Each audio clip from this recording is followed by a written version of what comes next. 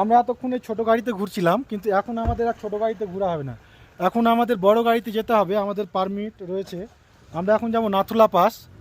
এই নাথুলা পাস যাওয়ার জন্য আমাদের গাড়ি চেঞ্জ হয়ে যাবে। এখন আমাদের শেয়ারিং গাড়িতে যেতে হবে, আর ওই শেয়ারিং গাড়িতে যাওয়ার জন্যে আমাদের আলাদা পারমিট বানানো হয়েছে, পার হেড আলাদা খরচ ধরা হয়েছে।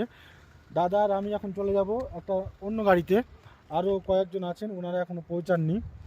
আর আমরা যে যাব নাথুলা পাস, ওখানে কিন্তু তার অ্যালটিটিউড হচ্ছে 14,500, মানে ভারতবর্ষের সব থেকে উঁচু জায়গা ওটা বলা যেতে পারে।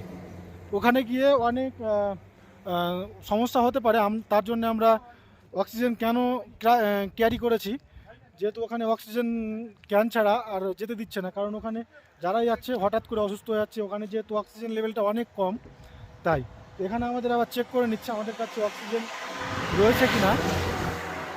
আর এখানে এসে বেশি দৌড়ঝাঁপ করানো যাচ্ছে না, বেশি জোরে হাঁটা যাচ্ছে না, অনেক অসুবিধা হচ্ছে, হার্টবিট বেড়ে যাচ্ছে, পুরো খুব সমস্যা হচ্ছে। আর আমরা নাথুলা পাস গিয়ে আবার দেখাচ্ছি, ওখানে বাবা হরভজন সিংয়ের যে আছে সেটাও দেখাবো আপনাদের। হ্যাঁ, এবং আমরা আজকে এখানে এসে পুরো মুগ্ধ হয়ে গেছি, কারণ আমরা সকাল থেকে মানে সানরাইজ থেকে শুরু করে এখন পর্যন্ত যতগুলো স্পট আমরা গেছি, সবগুলো স্পট কিন্তু ভীষণ মানে ভীষণ ভীষণ সুন্দর পেয়েছি। আবহাওয়া এবং প্রকৃতির যে প্রেম, প্রকৃতির যে সৌন্দর্য, সেটা কিন্তু সত্যি খুব দারুণ পেয়েছি। তো আমরা আবার নাথুলা পাসে গিয়ে আবার আপনাদের দেখাচ্ছি, এবং সবগুলোই আপনারা একে একে দেখতে পাবেন সবগুলোই ভিডিও। এবং আমরা এখন চলে আসলাম ছাঙ্গু লেক থেকে।